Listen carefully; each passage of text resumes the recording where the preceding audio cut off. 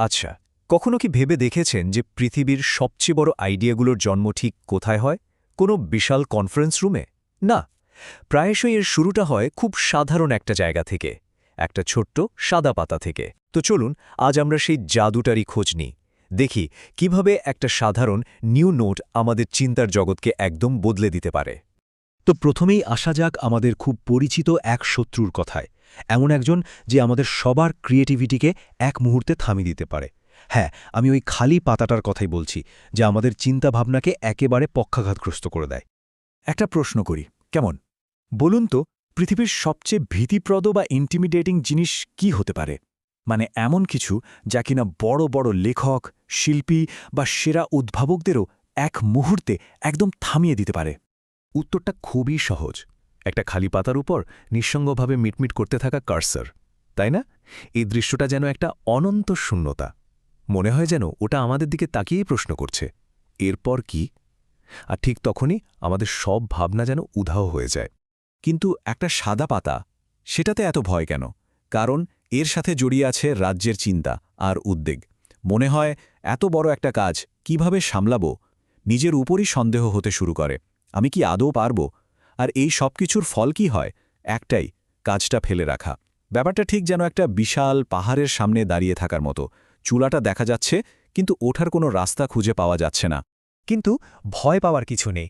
এই অচলাবস্থা ভাঙার একটা খুব সহজ উপায় আছে, আর সেই চাবিকাঠিটা আর কোথাও নয়, লুকিয়ে আছে আমাদের মাথায় খুটহাট করে আসা ওই আইডিয়াগুলোকে ঠিক সময়ে ধরে ফেলার মধ্যে।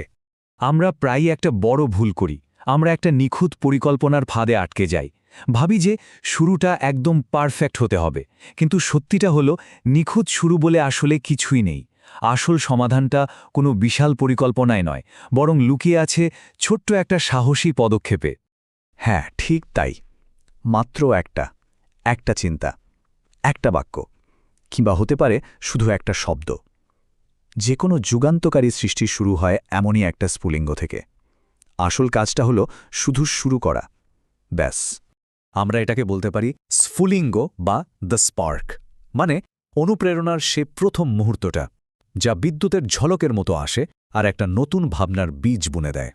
এই মুহূর্তগুলো কিন্তু খুব ক্ষণস্থায়ী হয়, তাই সেগুলো হারিয়ে যাওয়ার আগেই ধরে ফেলাটা সবচেয়ে জরুরি।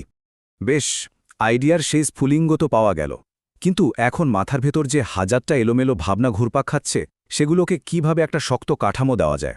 চলুন এবার যাই পরবর্তী ধাপে, এই বিশৃঙ্খলা থেকে একটা সুস্পষ্ট রূপরেখা তৈরি করা। এর জন্য খুব সহজ, মাত্র ৩ ধাপের একটা পদ্ধতি আছে।